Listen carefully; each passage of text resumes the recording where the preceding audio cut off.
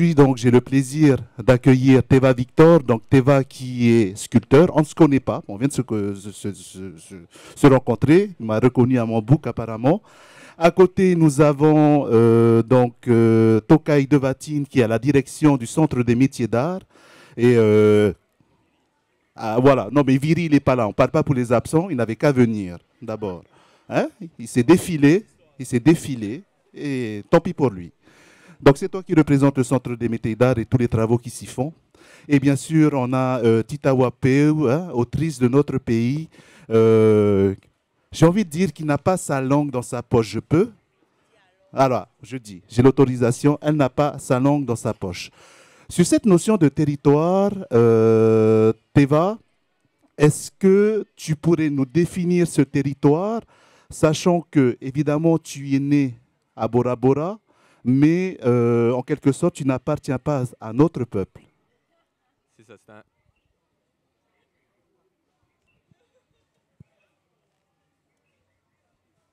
Est-ce qu'on m'entend maintenant? Non, toujours pas? Oui? Ok. Oui, en effet, je suis un peu adopté et un citoyen du monde plutôt. Mais c'est vrai que j'ai grandi toute ma vie à Bora, j'ai grandi sur un motu dans la nature, et donc j'ai ce mélange de culture, on va dire, par rapport à mes parents qui sont étrangers et qui sont venus s'installer à Bora Bora il y a hyper longtemps, avant ma venue. Et donc, ça marche? Ouais. Oui. Et donc le territoire par rapport à ça, ça peut être en effet vu comme cela, c'est-à-dire aussi un territoire à recevoir et aussi à partager vers l'étranger. À travers mon art, on va dire, ce qui est intéressant, comme je fais de l'art moderne, contemporain, aujourd'hui c'est de l'art qui s'exporte. Et donc par rapport à cette notion de territoire, le territoire du coup s'exporte aussi et va à l'étranger et va rayonner au travers des villas qui reçoivent ces sculptures et le mélange entre justement cette modernité et ce côté de l'appartenance à cette culture-ci. C'est intéressant ce que nous dit Teva Tokai, puisque un travail a été effectué au sein du Centre Métier d'Art, travail que j'ai pu voir en exposition, notamment à travers la gravure sur nacre, où on avait, sous la notion de territoire, la notion de barbelé. Est-ce que finalement, pour exister, l'ici a besoin de l'ailleurs, dans l'exportation par exemple? Yorana, bonjour à tout le monde, bonjour à mes camarades et également au public. Alors on avait fait un travail effectivement au Centre des métiers d'art sur la notion de territoire et qui se retrouvait sur des colliers de nacre pour repenser la gravure différemment. Et ces jeunes filles qui gravaient leurs colliers, finalement, c'était l'idée de mettre une barrière aussi, de respecter. En fait, la barrière, elle se voit des deux côtés. Elle peut isoler, elle peut protéger. Par contre, elle peut aussi mettre en relation d'une façon différente ceux qui sont de part et d'autre de la barrière. Cette barrière, elle peut être invisible aussi.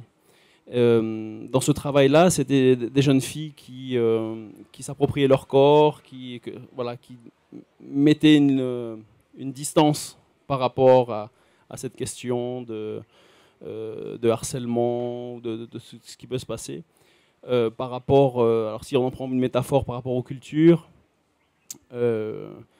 actuellement nous avons une exposition au musée qui s'appelle Huri. Et l'idée, c'était de revenir sur l'idée que la lumière, la civilisation vient de l'autre côté de l'océan.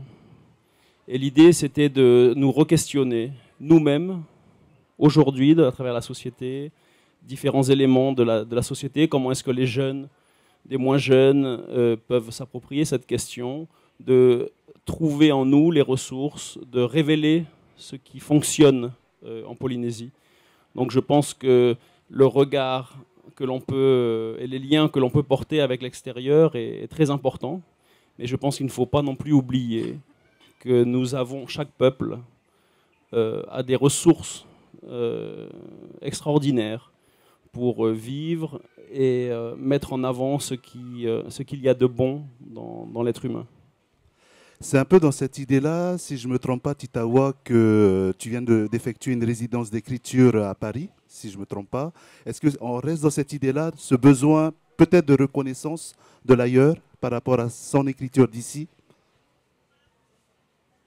Yarana tout le monde. Merci pour la question, modérateur. Mais non, ce n'est pas un besoin de reconnaissance par rapport à l'ailleurs, mais c'est un ajout à mon écriture personnellement. Hein. Alors moi, je ne cache pas que j'ai toujours été influencée par l'ailleurs. Donc, ce n'est pas pour moi un souci de me mélanger, tout en sachant et en écrivant que j'ai ma particularité, qui est celle de ce qu'on appelle une terre plutôt que territoire, pour revenir au fil de la discussion, quoi. Voilà. L'ailleurs, oui, mais pas trop non plus. Et inversement aussi, c'est vrai. J'aime quand l'ailleurs veut parler de moi, mais à certaines conditions. Voilà. Et est-ce que justement cette notion de terre, de territoire, finalement, par définition, est assez limitatif par rapport à notre art, finalement, la littérature ou l'art en général?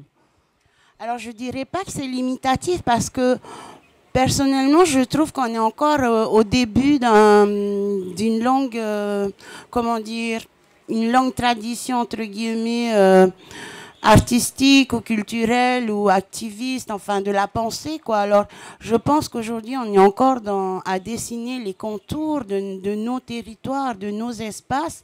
Et ça, c'est très important pour, comment dire, exister, en fait, être sans avoir à finalement à toujours comment dire, s'excuser d'être, s'excuser d'écrire une langue imparfaite et en même temps très parfaite. Enfin voilà quoi. On est au début d'une littérature, d'une histoire commune ou pas. Et moi, ce que j'aimerais qu'on arrive à comprendre, c'est que on a besoin, avant de se poser, de s'opposer.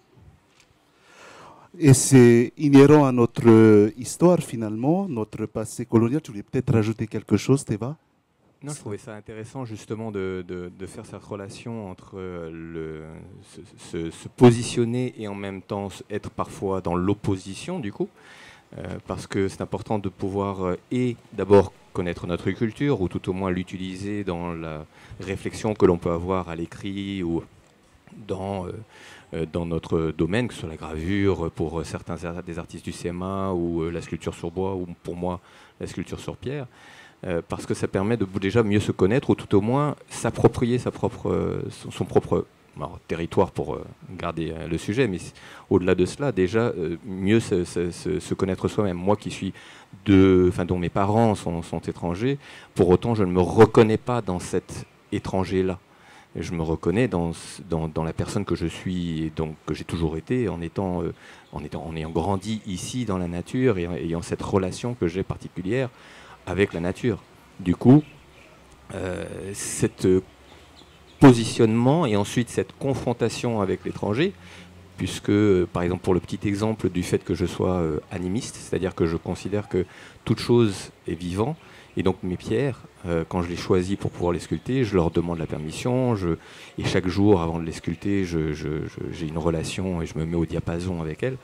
Tout ça pour dire tout simplement que c'est une vision qui est peut-être la mienne, mais qui vient aussi de la culture d'ici, de notre Fénois, et donc qui peut être en opposition parfois par rapport à une vision étrangère qui est beaucoup plus terre-à-terre, beaucoup plus mathématique, beaucoup plus cartésienne, mais pour autant elle marche bien parce que dans les œuvres, par exemple pour cet exemple-là, dans les œuvres que je fais, on ressent une certaine énergie qui est une énergie, selon mon explication, d'un partenariat entre moi et la pierre. Et donc un petit peu comme ce que j'ai l'impression que l'on dit tous ici, c'est-à-dire se connaître soi, mais après l'étranger ou la territorialité, c'est bien pour déjà se renforcer soi-même, et après la confrontation c'est entre guillemets bien évidemment, mais on va dire le positionnement face à l'étranger ou à l'extérieur est surtout intéressant pour pouvoir voir à quel moment on fait réagir quelque chose chez les autres, ou on fait éveiller quelque chose chez les autres, que ce soit un émerveillement, une ouverture spirituelle, une ouverture culturelle principalement, une ouverture humaine en fait. C'est intéressant, tu as parlé de positionnement et je voulais savoir justement comment comment tu traitais toi la question de légitimité dans ce pays, si tu t'es posé la question de cette légitimité par rapport à une culture qui ne t'appartient pas finalement. Je pense que, en fait, je me suis toujours considéré différent. Mais différent de mes amis quand j'étais à l'école à Bora, différent de même mes parents, différent. J'ai plutôt eu un esprit solitaire ayant vécu seul, sans frères et sœurs, je veux dire, sur un moto, en plein milieu de la nature, à Bora, donc entouré de lagons. Donc du coup, j'étais plus proche des animaux que je ne l'étais vraiment des humains. Donc cette question, elle est même beaucoup plus générale. C'est plus, pour moi, hein, en tout cas, c'est plus moi par rapport à autrui, que ce soit cette culture ou que ce soit l'humanité.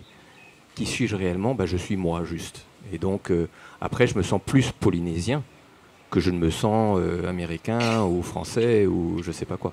Voilà. Titawa, la question de légitimité sur un territoire, par exemple, est-ce que Teva serait légitime dans ton territoire? T'es vache quand même, Wanaura. Non, je te pose la question. Moi, je suis poseur de questions. Non, je ne parlerai pas de légitimité. Par contre, Teva, c'est pas de ta faute. Tu as vécu sur un moto isolé, mais waouh! Tu sais que nous, on n'a jamais vécu sur un moto isolé. Moi non plus. Moi, T'es sûr? à la clim. Ah. Non, je trouve que c'est le privilège que tu as eu d'être, préservé. Ce privilège que nous, on n'a pas. Donc, je ne pense pas que ça soit une question de légitimité, mais plutôt une question de vivre cette culture, cette polynésianité. C'est très à la mode maintenant. Mais nous, on vit ça dangereusement, en fait. On vit ça dans des quartiers qui n'ont pas de nom, déjà, qui n'ont pas de route. Voilà, quoi. Alors, c'est gentil, c'est joli. Mais à côté de ça, il y a une autre réalité.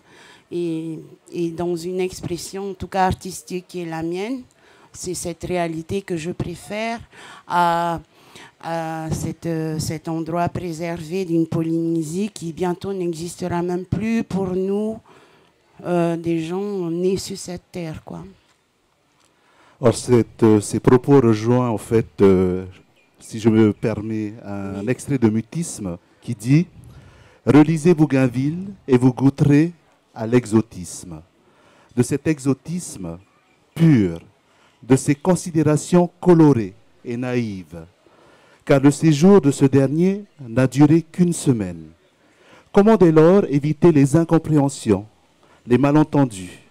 Et puis, je laisse à d'autres le soin de trouver nos origines. Moi, je n'étais pas témoin. » Mutisme de Titawa Peu. Donc on est dans ce propos, le regard de l'autre par rapport à ce territoire, ce regard finalement qui nous fait perdre en quelque sorte notre propre territoire, on perd de l'espace chez nous-mêmes, Tokai. Est-ce qu'on perd de l'espace chez nous?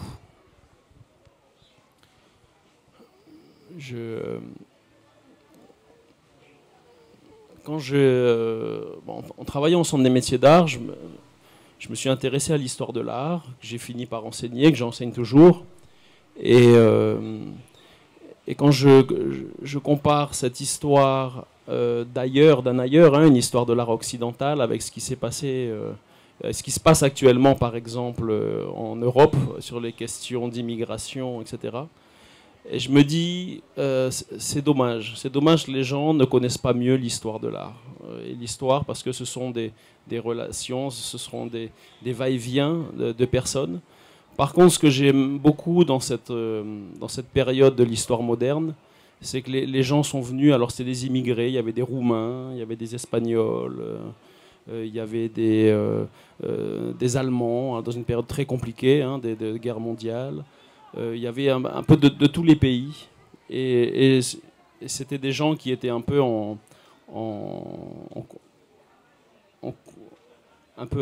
qui se sentaient un peu différents des sociétés d'où ils étaient issus. Et je pense qu'ils ont fait quelque chose de très intelligent. C'est-à-dire que même en France, ils sont restés eux-mêmes. Et ils ont développé quelque chose qui leur était très personnel. Et je pense que ça a enrichi l'art, ça a enrichi l'humanité de toute cette période, de toutes les œuvres qu'ils ont faites. Mais je pense effectivement que ça a fonctionné parce qu'ils sont restés qui ils étaient. Et à mon avis, c'est important dans une relation pour un progrès. C'est que les gens, c'est le propre de l'humanité de se déplacer, mais de ne pas oublier qui est-ce qu'on est. Et quand on arrive quelque part, on est déjà de quelque part. Et je pense que cette relation-là est un bon préambule pour un développement général. Je pense qu'en effet, en tout cas, il y a tout à fait raison par rapport à ça, et même par rapport à la discussion qu'on avait là juste avant, d'une manière générale. Comme ça, c'est mieux. Okay. Donc, ce qui est intéressant, c'est justement le côté multiculturel. Il y a une culture, une histoire qui nous a été un peu effacée, malheureusement, par les colons, par les religions. C'est fait. On ne peut pas le renouveler. On essaye de se rappeler ou de recréer, on va dire, un petit peu d'histoire par rapport aux éléments sculptures, aux éléments qu'on a pu retrouver dans les écrits et évidemment au musée certains objets, les musées à l'international. Mais le plus important aujourd'hui, c'est surtout qui est la Polynésie. Et ça, c'est une définition qui est ouverte et certainement pas fermée. Qui sont les Polynésiens ? Je dirais que le lien le plus important, évidemment, c'est la langue, c'est la manière de pouvoir vraiment exprimer l'histoire, parce qu'en fonction de comment elle va évoluer, cette langue-là, si TikTok va commencer à complètement effacer nos bases et à tu vois, écrire en SMS avec des mots raccourcis, que ce soit pour la France ou que ce soit pour ici, on risque de perdre réellement notre identité qui nous relie tous. Pour autant, eh bien, c'est par ce biais-là qu'on reste unis et on reste qui on est. Mais on est individuellement des éléments différents. La Polynésie, en effet, c'est certaines personnes qui sont à Bourin et qui sont dans la nature, dans le lagon, dans l'autre. C'est d'autres personnes qui ont grandi au Tuamotu. C'est d'autres personnes, les Marquises, c'est encore une autre semi-culture. Donc, nous sommes polynésiens et nous sommes multiculturels. Et c'est cette ouverture aux uns aux autres, à petite échelle, c'est-à-dire chaque île, et à grande échelle, qui fait qu'on arrive à amener et à avancer, on va dire, des valeurs. Et je pense que c'est ça le plus important, les valeurs. Quelles valeurs veut-on léguer, amener et faire connaître ? Alors, oui, là où je rejoins un peu le propos de tout le monde, c'est que, et j'aimerais savoir comment se passent les apprentissages au Centre des métiers d'art. Est-ce qu'il y a forcément au départ un fondement identitaire à travers les apprentissages avant l'ouverture vers l'ailleurs, c'est bien ça, au Centre des métiers d'art? Oui, l'enseignement au Centre des métiers d'art est axé autour de 3 points, qui est la compréhension du patrimoine, la sauvegarde de ce dernier à travers les techniques essentiellement, mais également du milieu culturel dans lequel ces techniques ont vu le jour et ont évolué. Et l'enrichissement. Effectivement, l'enrichissement passe aussi par... Donc, il y a un fondement culturel qui est essentiel dans l'enseignement. Et il y a aussi ce questionnement à travers l'histoire des arts occidentales pour mieux se positionner par rapport alors là, on revient sur la question de la barrière, définir ce qu'est une expression polynésienne, à quelles conditions, mais également l'enrichissement, c'est-à-dire qu'à un moment, quand on ouvre la barrière ou quand on la déplace, qu'est-ce que l'on récupère aussi et qui vient enrichir notre expérience de vie, ici en tant que Polynésien, mais sans se prendre pour un artiste parisien ou de Munich ou de Bâle ou des États-Unis. Est-ce que Titawa, quand on aborde la question de territoire, et forcément de Atatumu, qu'on va traduire par autochtone, est-ce que l'autochtonie fait écho avec toi? Est-ce qu'il y a une chasse gardée dans une part du territoire qui doit être exclusivement autochtone ou pas? Ou il y a cette espèce de partage qu'évoque Teva?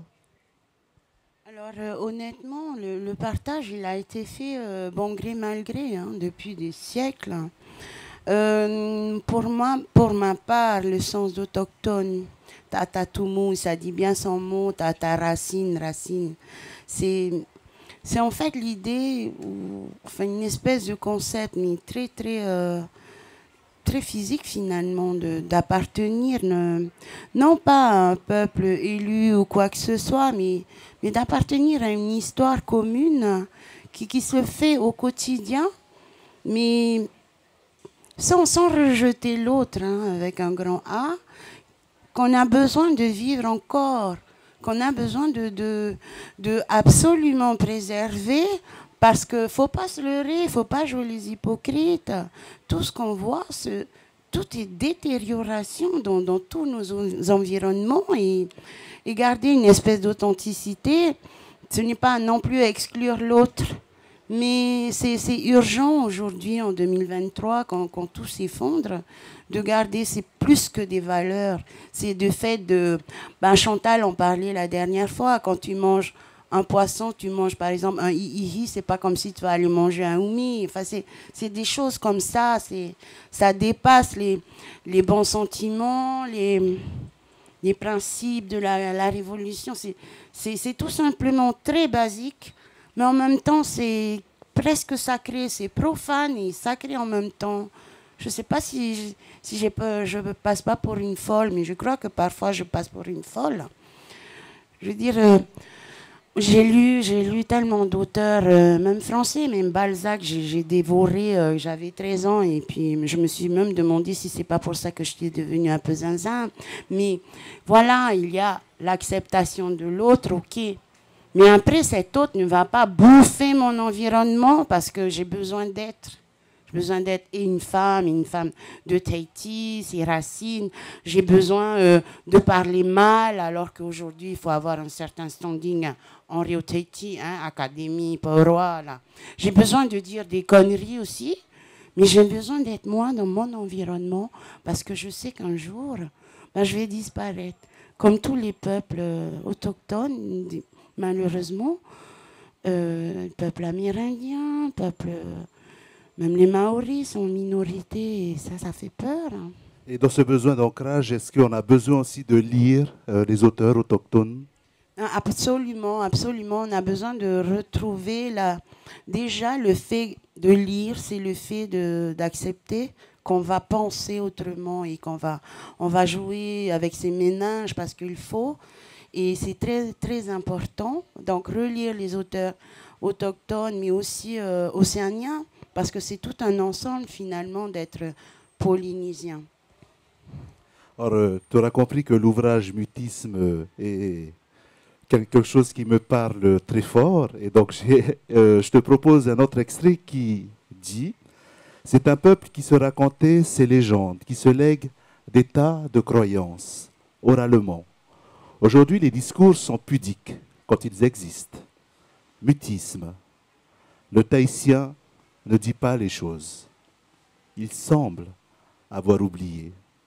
On ne sait pas aujourd'hui où commence son histoire, où ont pris fin ses légendes. Aucun papyrus déterré, encore moins de témoins. On peut supposer, imaginer. Finalement, c'est un peuple qui s'invente, quelque part. Oui, alors je crois que c'est sa plus grande force aussi, parce que longtemps, même ici à Tahiti, on a dit que c'était un peuple sans écriture, mais finalement, je ne suis pas aussi vindicative que ça. On a dit que c'est un peuple de l'oralité, mais même quand il écrit, il est dans l'oral, il est dans la chanson, il est dans le magnifique, quoi.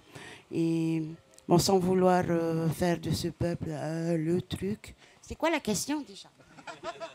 C'est un peuple qui s'invente. S'invente, se réinvente. Ben, on a vu hier soir aussi quel talent hein, avec la pièce du Titawa Porcher.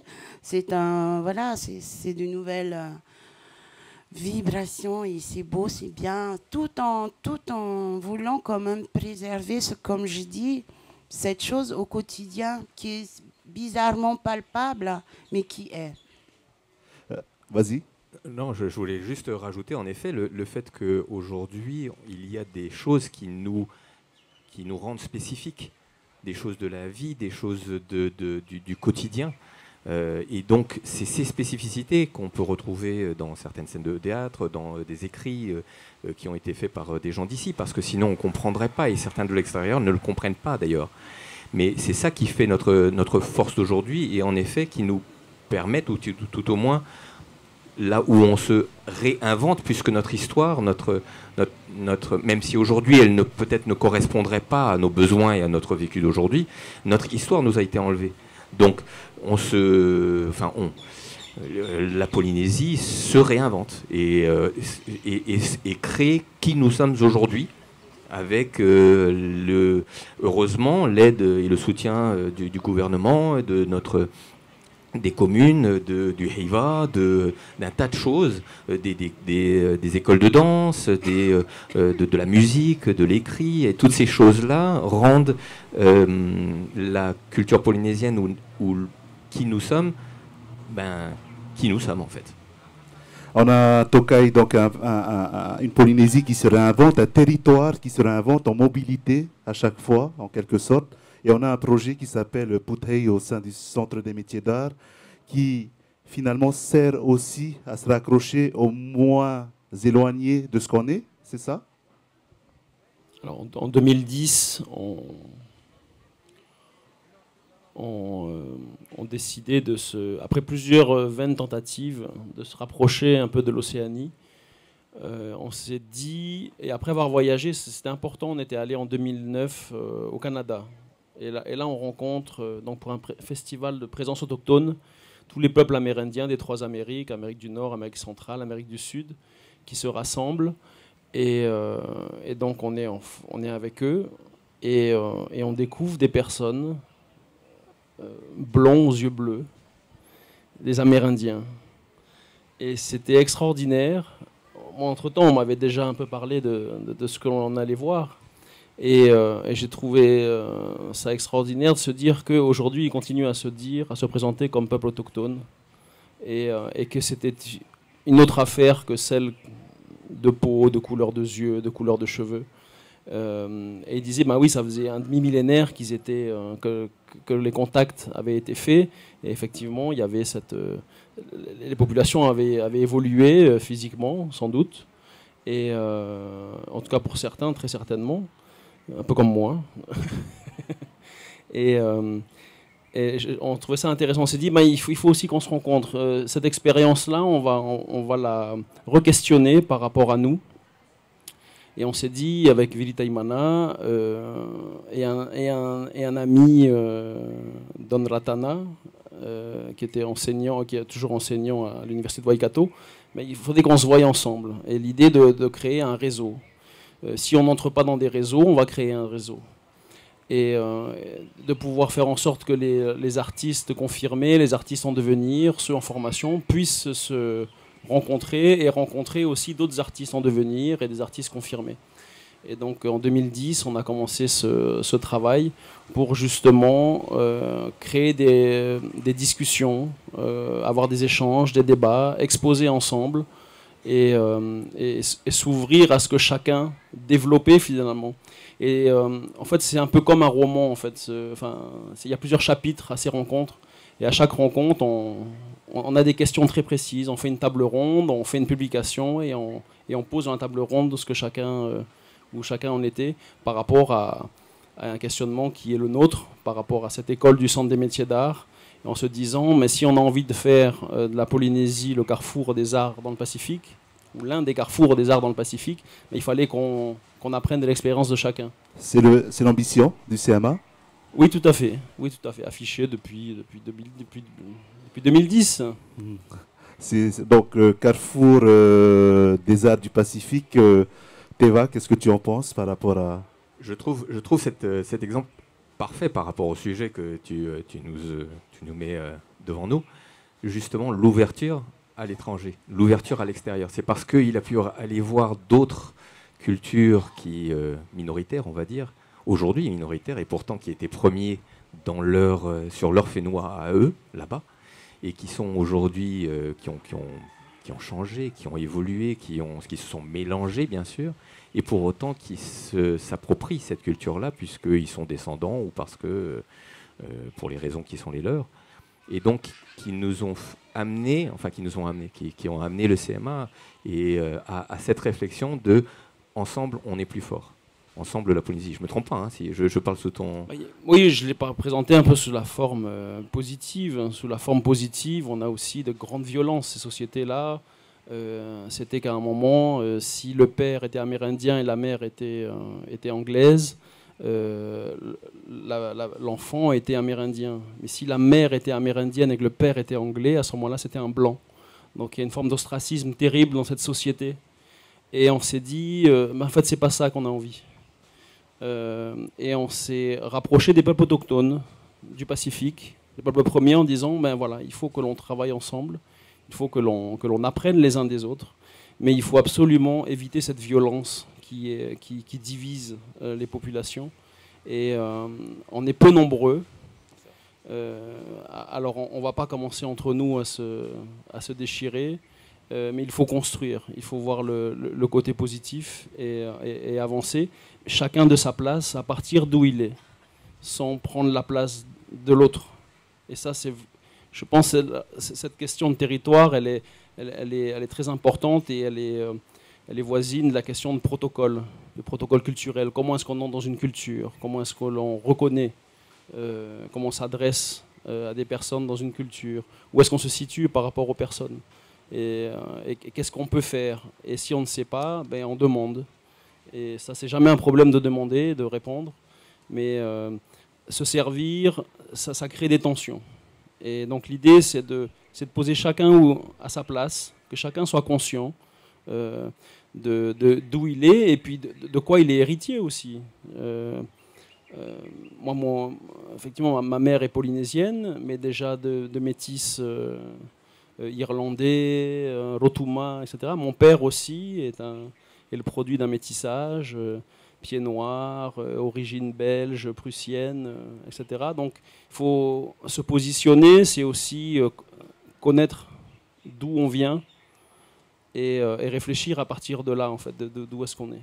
Est-ce qu'on fait un choix, Titawa, dans ces différents territoires auxquels on appartient? Est-ce qu'on doit faire un choix à un moment donné dans son métissage, dans ses choix, dans ce que l'on est, dans son identité?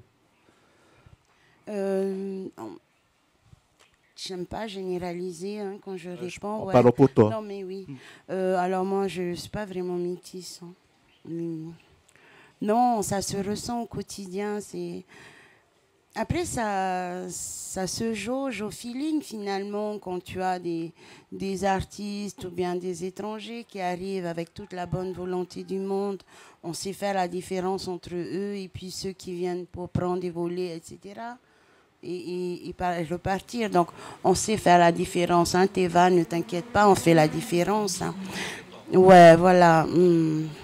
Mais ce qui se passe, c'est qu'aujourd'hui, je ne sais pas ce qui nous prend. On est en même temps dans un activisme engagé, mais en même temps dans une espèce de sommeil, en fait, finalement. Tellement on a peur. Alors, tu disais tout à l'heure que j'ai pas ma langue dans la poche, oui. C'est vrai, tellement on a peur de faire mal et de dire mal qu'aujourd'hui on se tait, mutisme. Or, c'est plus le moment parce qu'on va se faire bouffer, tout simplement. Et il est très urgent, heureusement que Pieneng est littéralement Ohi existe, etc. Il est très urgent de reprendre cette expression qui aujourd'hui n'est pas la même. Hein. C'est pas la même chose que, par exemple, les poèmes de Henri Hiro, ou bien de nos légendes, de nos personnages mythiques. Mais voilà, on se réinvente, mais il faut vraiment que le message reste puissant dans le sens où on ne peut pas non plus tout partager. On ne peut pas tout dire non plus et tout laisser partir. Donc aujourd'hui, je suis désolée, on doit être dans la préservation. Pour moi, c'est ça. Hein. Est-ce que, alors donc, merci d'avoir évoqué Literama Ohi et tous ceux qui ont bâti Literama Ohi. Et je parle notamment de Flora de Vatine, qui est membre fondateur de Literama Ohi, la mère donc de Tokai, qui disait il faut occuper l'espace. Il faut occuper l'espace. On a cette impression que cet espace, finalement, qui est le nôtre, a été mal occupé, a été occupé par l'ailleurs, et qu'on doit le reconquérir. Est-ce que c'est dans cet esprit que tu le comprends, Tokai? Oui, on peut toujours se dire que effectivement, il manque de la place. Mais dans cette réflexion se pose toujours la question des responsabilités aussi, et des fois que l'on élude. Et effectivement, il faut occuper la place, il faut être présent. La nature a horreur du vide, et les cultures non plus. Les cultures aussi ont horreur du vide. Et donc il faut, chez soi, être en capacité de faire les choses.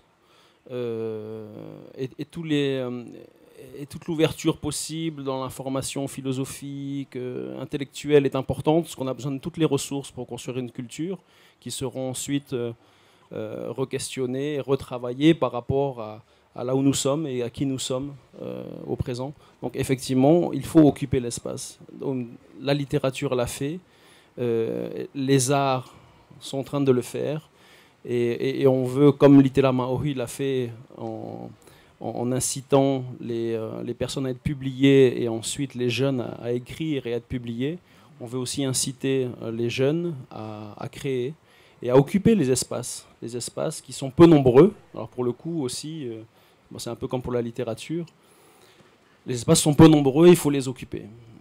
Il faut alors pour le montrer, mais aussi pour travailler. Il faut des espaces, il faut des ateliers, il faut créer des événements, créer des espaces. S'il n'y en a pas, il faut les créer.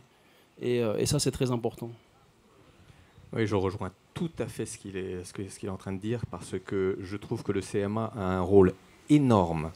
Et le CMA, le Centre des métiers d'art, donc du coup, devrait occuper en fait 2 fois cette place-là, s'il y a de la demande. Parce que l'important, c'est surtout, ce qui est bien dans ce contexte-là, c'est que c'est une formation, et dis-moi si je me trompe, c'est une formation qui malgré tout dure relativement peu de temps, mais qui est rémunérée, où l'élève peut avoir des bourses, peut avoir des aides, et donc il va suivre un cursus pour apprendre, mais en ayant des aides financières, parce que souvent ce sont des jeunes qui viennent des Tuamotu, qui viennent d'ailleurs, qui n'ont pas forcément de quoi se loger ici localement, sur Tahiti je veux dire, et donc heureusement cette structure est là pour pouvoir permettre de prendre la place, comme il dit, de prendre la place et de pouvoir créer des jeunes qui vont peut-être devenir sculpteurs, peut-être devenir tatoueurs, peut-être devenir quelque chose là où la culture aura une présence, et donc où ils vont déjà mieux connaître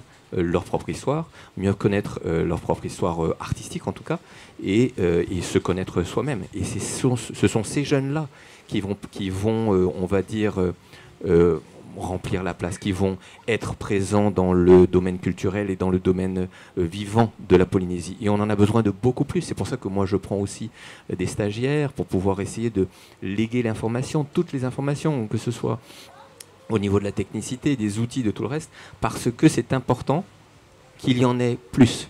Alors bon, nous on parle dans le domaine artistique, écrit et puis manuel, on va dire, plastique d'une manière générale, mais c'est dans tous les domaines. Mais ceux-là, en tout cas, il y a des outils, il y a des structures.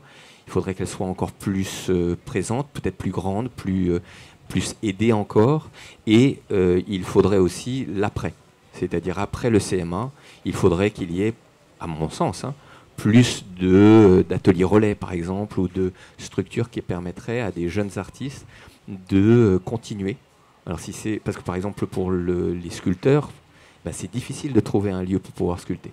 Et il n'y a pas de réflexion, enfin pas à ma connaissance en tout cas, de réflexion pour que ces sculpteurs ou ces sculpteurs qui ont envie de continuer dans ce domaine-là puissent réellement avoir une zone tampon de 1, 2, 3 ans pour se créer, pour se construire et pour pouvoir produire.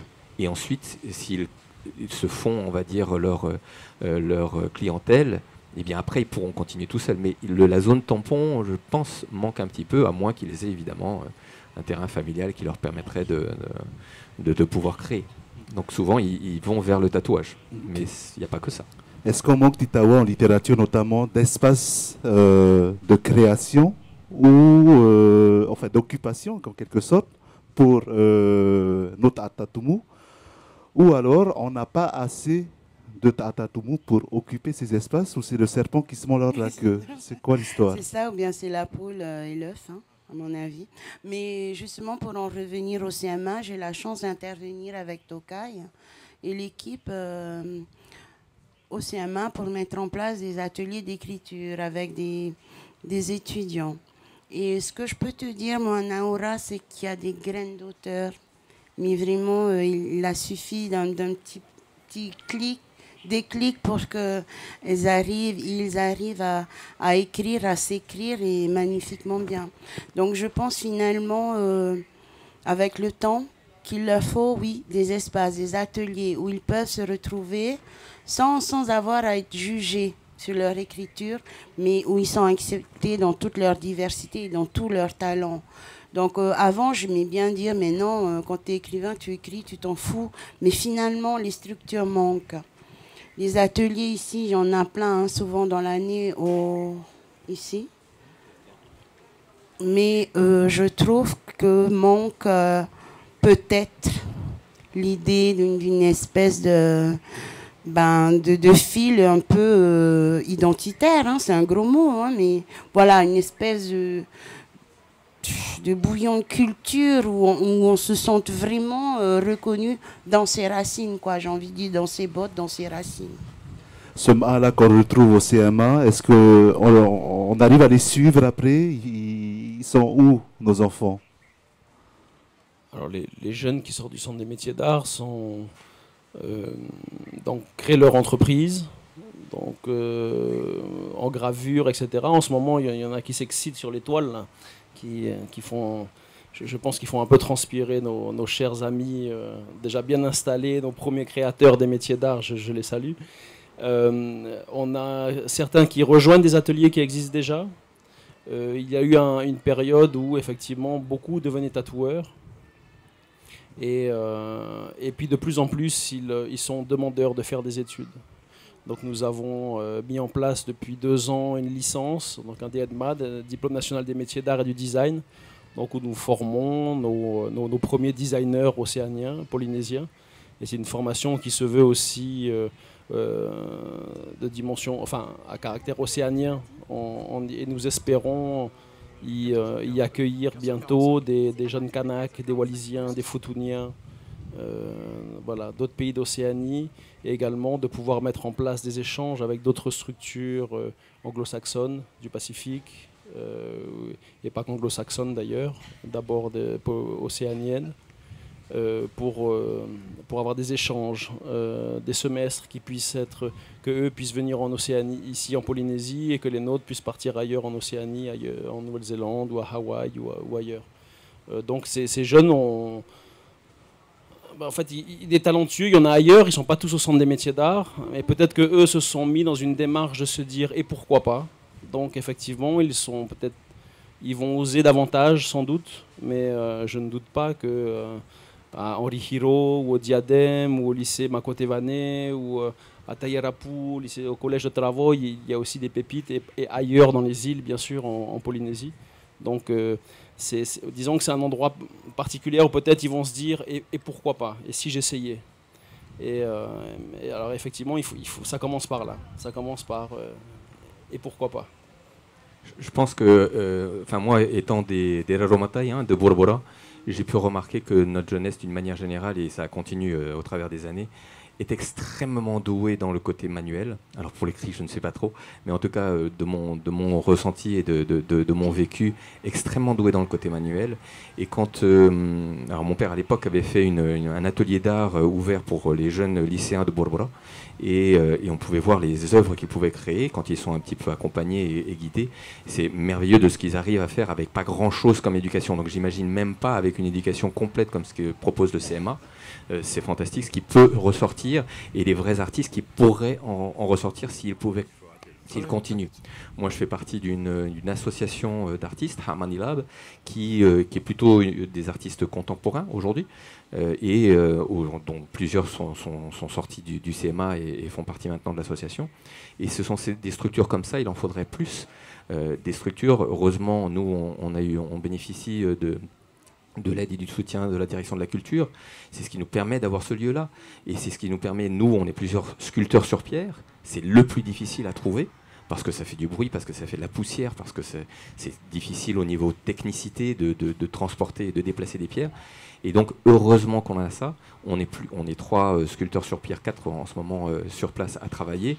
Et pour ceux qui sortent du CMA et qui auraient envie de continuer dans ce domaine-là ou dans la sculpture sur bois, eh bien, il faudrait d'autres associations ou d'autres endroits qui soient mis à disposition, ou tout le moins où il y ait des partenariats qui puissent être faits pour pouvoir leur permettre de créer et d'exister.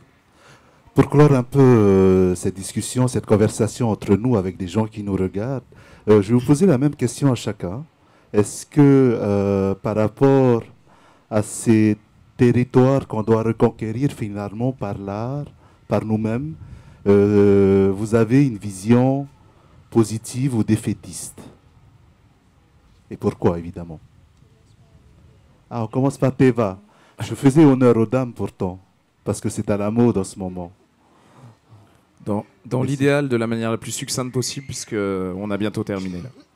Ok, alors de la manière la plus succincte possible, la question à nouveau c'est C'était quoi ma question, Titawa? Es-tu positif ou négatif par rapport à l'occupation de nos espaces? De nos espaces, est-ce qu'on est dans cette reconquête de nos territoires? Je suis très positif à partir du moment où le gouvernement, et c'est son rôle, soutient. Il y a beaucoup de jeunes qui ont des capacités, des possibilités et vraiment une volonté à aller dans ce sens-là. Maintenant, il faut qu'ils soient soutenus pour pouvoir vraiment s'exprimer. Et l'espace sera rempli, oui. Je suis très optimiste. Ok. Tokai, par rapport aux jeunes que vous formez au Centre des métiers d'art, est-ce que justement cette philosophie de reconquête du territoire de l'espace est bien ancrée chez nos jeunes? Alors notre souhait, effectivement, c'est que les choses se développent et aillent dans le bon sens. D'un développement de toutes nos cultures océaniennes, polynésiennes, de tous les archipels et de tous les éléments qui composent ces archipels. Ensuite, qu'est-ce que ce sera? Ce sera ce qu'on décidera d'en faire et la charge, la responsabilité que l'on s'attellera à mener pour qu'effectivement cela devienne une réalité. Titawa, lorsqu'on regarde l'ensemble des ouvrages au Salon du Livre, avec des livres de chez nous ou pas, est-ce que tu as une vision plutôt positive, plutôt négative? Est-ce que parfois aussi tu te mets en colère face à ce, je reprends le terme de Chantal, cannibalisme identitaire? Alors évidemment que oui, ça foisonne hein, niveau édition et tout, mais bon, on en trouve quand même des ouvrages qui n'ont pas du tout commencé leur politique ou leur coming out en déconstruction. Alors moi, je ne suis pas tellement positive comparée à mes collègues parce que je trouve qu'avant d'occuper aussi, bon, je dis souvent hein, dans mes postes, occupant les espaces, oui, oui, oui, mais en même temps, déconstruisant en fait. Hein, et c'est quelque chose de un peu plus difficile que... Voilà. Merci. Merci à tous et pour clore un peu cette conversation, je vais vous faire un cadeau, un poème de Turur Apoto. To'oe whenua. E tautamahine, e tautamaiti. Ahi o inia, ahi o iraro. Ahi o itai, ahi o iuta. Ahi o i te hitir ao te rā, ahi o i te topar ao te rā. Era. Era to oe whenua. Nā to oe tupuna. Iwa iho mai. Nā oe. Turora apoto. Maruru mai tei. Merci infiniment à tout le monde. Merci pour cette intervention. Donc, Art et Territoire, Tokai de Vatine, Teva Victor, Tita Wapeu et à la